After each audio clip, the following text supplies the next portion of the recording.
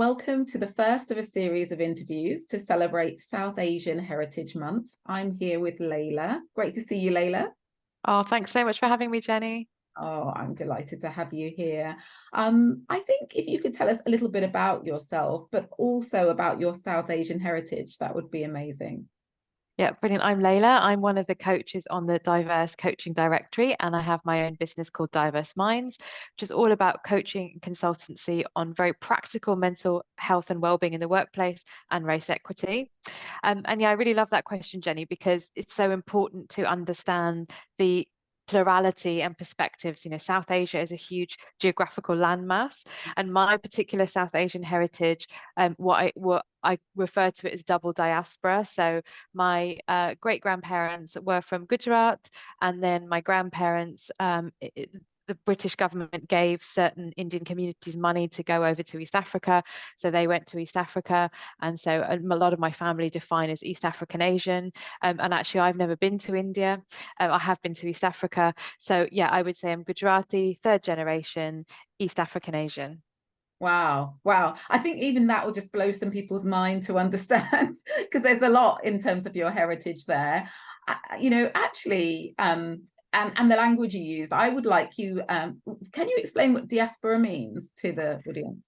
Yeah, so many people can define in this way. It's a community that is not now living where their ancestry or their heritage is. So we have Black diaspora, we have Jewish diaspora, we have Asian diaspora, we have Irish diaspora. So it's linked often to ethnicity and nationality. It's not necessarily just about race or skin color. It's much more than that. Thank you so much. And also that combination, because there are probably people watching who would look at you and not connect you with having East African heritage, for example. So that sort of, I think one of the things you're immediately doing is helping people perhaps not make immediate assumptions by looking at someone about what their heritage might be. Yeah, so thank you so much. And you said you haven't been to India. Do you have a connection with the Gujarat part of your heritage? Yeah, so I guess the connection is through the language. I think the connection is through, so on my mother's side, the heritage is people who dyed fabric and block printing. Ah. And so, it's really interesting, Jenny, and it makes me quite emotional, is that when I graduated from the University of Leeds, coincidentally, you graduate in the cloth workers' court Amazing. and Yeah. how your heritage has a way of finding you. So it's very interesting. So don't have a connection with India directly, but definitely still do with East Africa. I still have family that live there, and it's a very an interesting subculture. It's not to say that it's not problematic politically in some ways, but I think the heritage with India is through the language and the food Fantastic. and Oh, clothes, of course. fabrics. Yeah, wonderful, wonderful. So tell me then, with your your heritage, what has it been like? What's your lived experience been like as someone with South Asian and East African heritage in the UK? Do you have a particular memory or story that sums up what it's been like for you? Yeah, so again, another element to my identity is that I was actually born in the US, so I didn't move to the UK Ah. till I was 8 or 9, I think 8.5, 9 years old. I think, yeah, 8 years old. So I have, again, there's another layer for me. And so I think I typed this to someone had messaged me actually about my podcast, and they said, "Thank you for your podcast. I found it really helpful as a fellow South Asian woman and a recent immigrant." She'd written the word immigrant in this message to me. And I messaged her back and said, "You know what? It's really interesting you say that, because I think I will forever feel like an immigrant." So I do feel British, but I do feel like an immigrant. Whereas I know with lots of Jamaican friends and colleagues, they have a very different experience to me. And absolutely, that why should they have the same experience as me? But I don't feel quite as rooted. It's an interesting one. I do feel very British when I go away, but equally, I always feel a little bit outside. So we call many of us call it, those of us with levels of immigration and diaspora heritage, inside outsiders. Like, we often feel like we understand, but we don't fully understand. We belong, but we don't fully belong. So I think my memories are around that. And I think, having grown up in Kent, which is a really difficult place if you are not white, lots of negative memories actually about not fitting in, about exclusion. And I think this is why I've ended up doing this work, Jenny, because of that, those experiences of exclusion, not being heard. And I think it's only recently in the last, I would say 10 years, where I feel I've been able to create a space with colleagues and being able to have these discussions and learning about the various South Asian perspectives, but also, of course, the perspectives of friends and colleagues from all sorts of backgrounds and with, dual heritage, trial heritage, quadruple heritage, and how important that is. And we all have our journeys of exclusion. Thank you. Do you remember being, I think you said 8 years old, coming to the UK? Can you recall the life in the US, Yeah. or your early years in the UK? Any memories that come up around that? Yeah, I mean, I absolutely remember it. And interestingly, in the US, we had a very big group of friends that were global, and then we came to the UK, and that wasn't the case. So, I definitely remember that.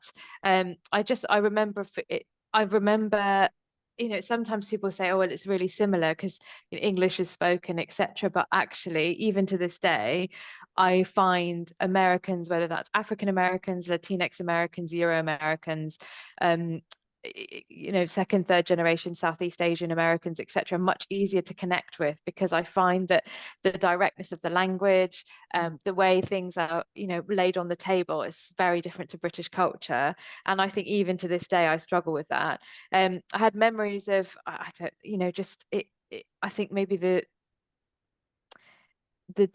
kind of the difficulty of lifestyle. So we had this, in America, we had a very big house. You don't really walk anywhere. I quite like the walking. I'm not saying that's a bad thing, but kind of all of that. I remember the gardens. I remember for the first time I went to Kew Gardens, and it being this really amazing experience, which isn't quite the same. And I was born in Texas, so it's not California, it's not the Hamptons, it's not New York. So again, that's a very different experience in and of itself. Yes, and but what it means is there's so many layers. As I as I listen to you, I think, oh, US. So I think about Yeah. your South Asian heritage. I think about your East African heritage. I think about the fact that you've been in the UK for so many years, living in Kent. That's another dimension as opposed to where you live now. Um, Yeah.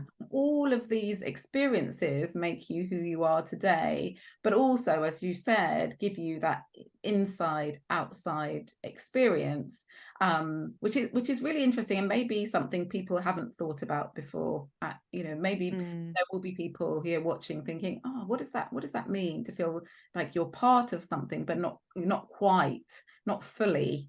And I guess society gives you those signs, so you are one of us to an extent. Yeah. Yeah. Thank you so much for sharing that. I think there's a lot more we could talk about there, but I want to go on to ask you, what common misconceptions, assumptions, or questions that you might be asked as someone from with South Asian heritage. Yeah, I think one of the things I always had, particularly at university, was about arranged marriages. People are constantly assuming you're going to have an arranged marriage. And I think the other problem with that is that people conflate arranged marriages with forced marriages, and they are in fact very different.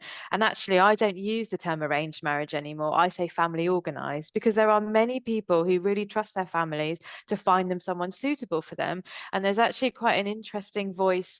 I follow a lot of South Asian I would say sort of magazines, like online magazines on Instagram, that talk about this, that people who trust their families to do it, they go into it willingly, and actually they're very happy with their matches. And they talk about the fact that it's simmer, then boil. And in the West, it's boil, boil, and then simmer away. So it's quite interesting. And that wasn't, that didn't happen to me at all. I didn't, that wasn't, I don't think my parents would have had the energy to find anyone for me, actually. But and I think if people want that, that's great. So I think that's one thing, assuming that arranged marriages, assuming that they're bad, conflating them with forced marriage.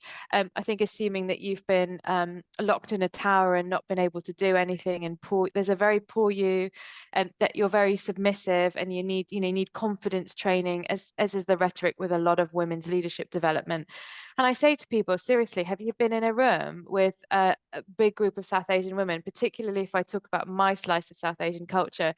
You better get your earplugs in, because it is loud. And I think people don't realize that. and what else? I think there's always that really uncomfortable boundary. And I know, Jenny, that many of us in the diverse coaching directory, we haven't talked about this explicitly, and it's not something that we probably want to bring up because it can be quite painful, but around the fetishization and how we've been fetishized in different ways. So I know from my Black friends and colleagues, it will be one set of stereotypes. I know for many of the South Asian colleagues, it's another set of stereotypes. For Southeast Asian women, it's another set of stereotypes. For Arab women, it's another set of fetishization stereotypes. And that is incredibly damaging. And often it's not what's said, right? It's the actions and what's not said.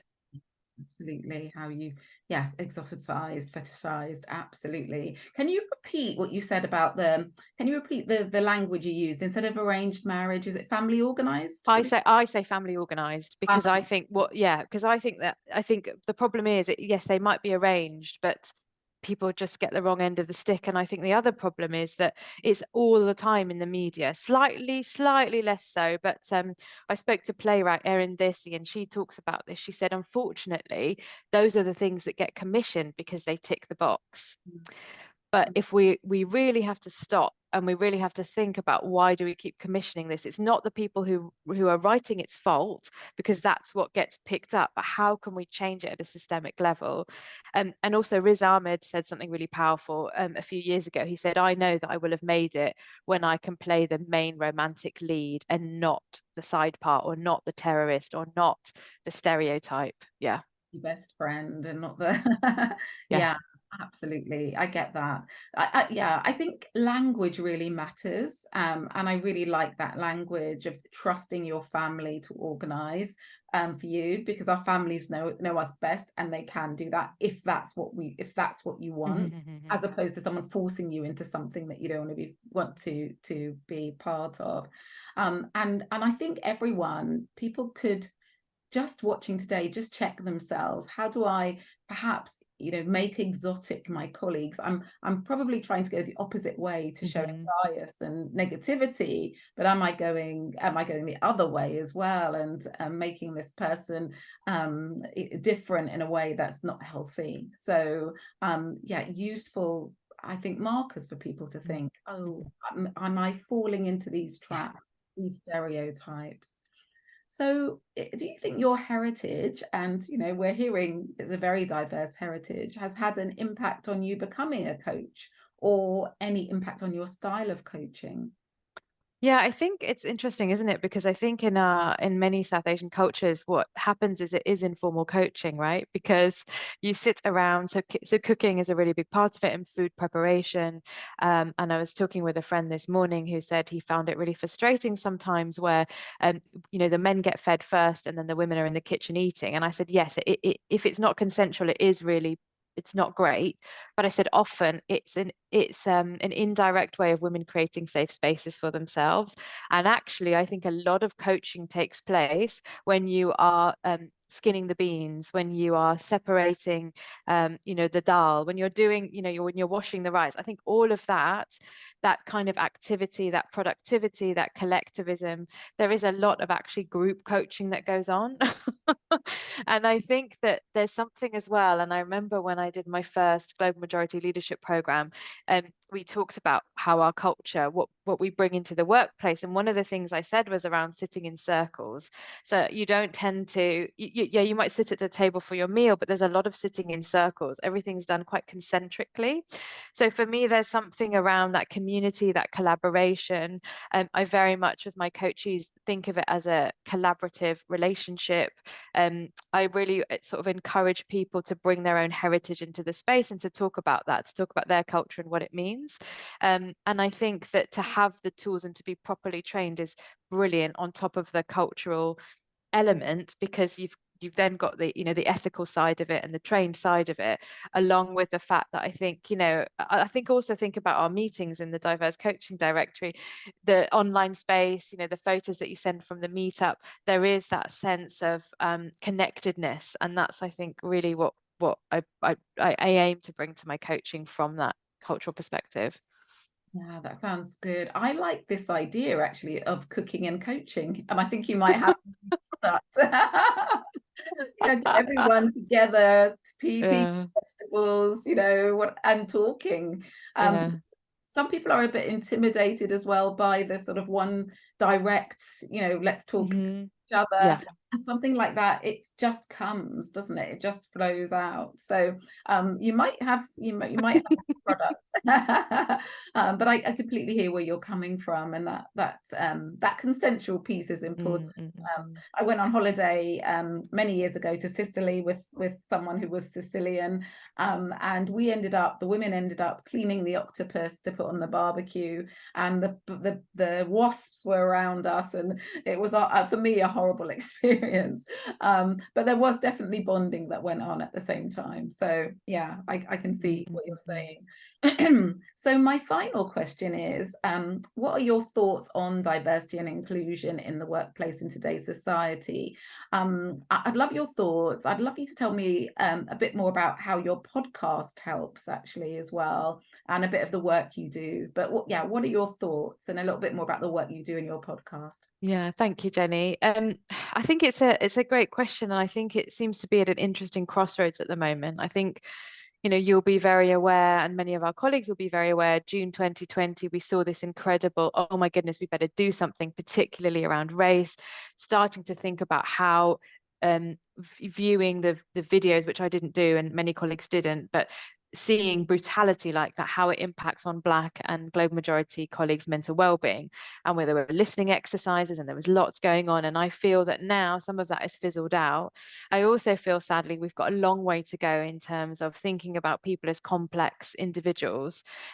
So we are, our ethnicity, our nationality, our sexual orientation, our disabilities, or acquired illnesses, etc., caring responsibilities. And I think we're very much desperately trying to find little niches for people, and there is a sense of, we can't do race this year because we're talking about the toilets, we're labeling toilets for our trans staff. Now, I'm not saying we shouldn't be doing that, but to me, thinking about gender neutral spaces is still part of the overall journey, where we need to think about race and caring responsibilities and leadership programs and progression and retention and pay gaps. So I feel like people just feel overwhelmed. And I also think that there doesn't need to be discomfort. So one of the things I meant to talk about earlier was colleagues and friends that choose to wear the hijab. So that's another stereotype, that you're really oppressed.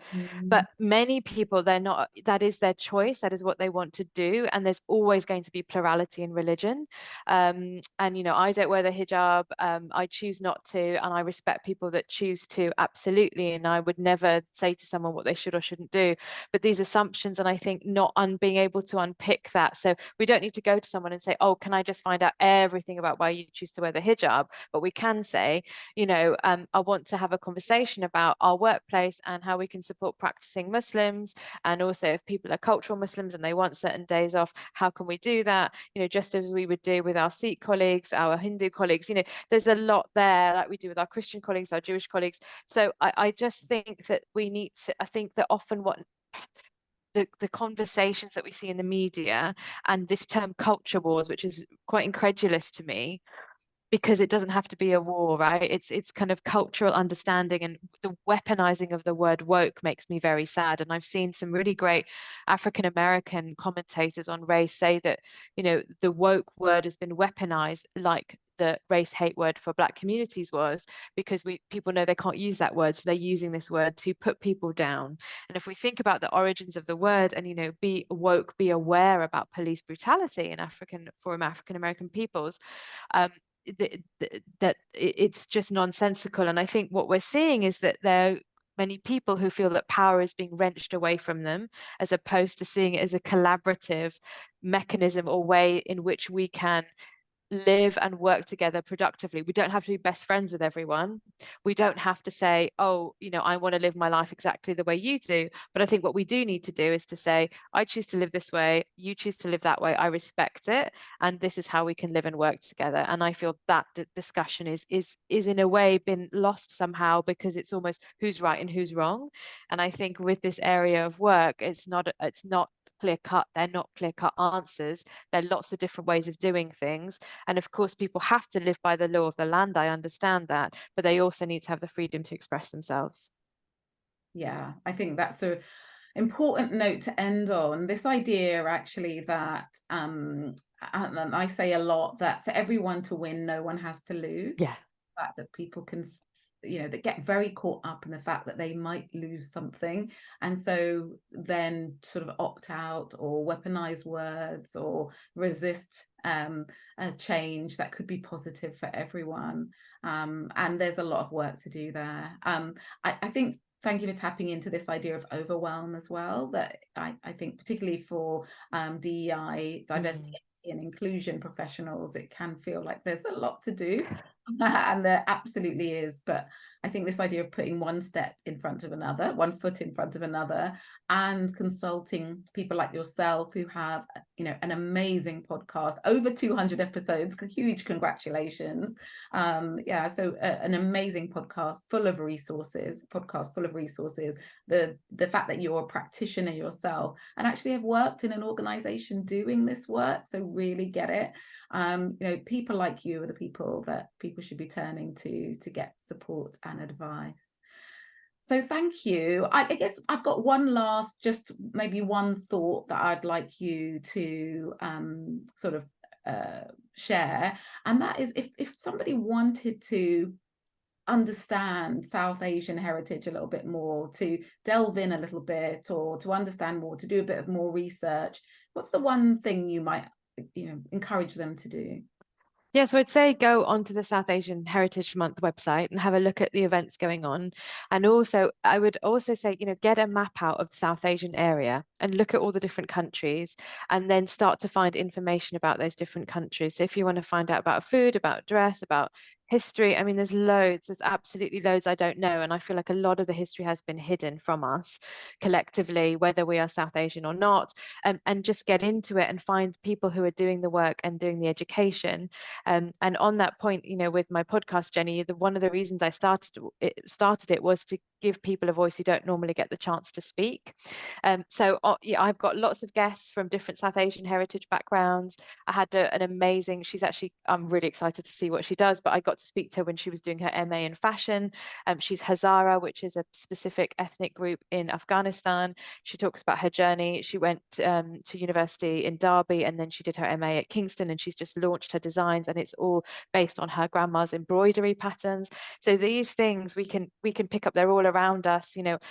I've talked about my experience as someone with Gujarati heritage. I've got lots of friends who have Punjabi background. That's a really different story. So I think it's just to keep exploring that, looking at what's out there, where people are telling their story and educating, listen to that, but don't force people who aren't ready to speak yet to speak either.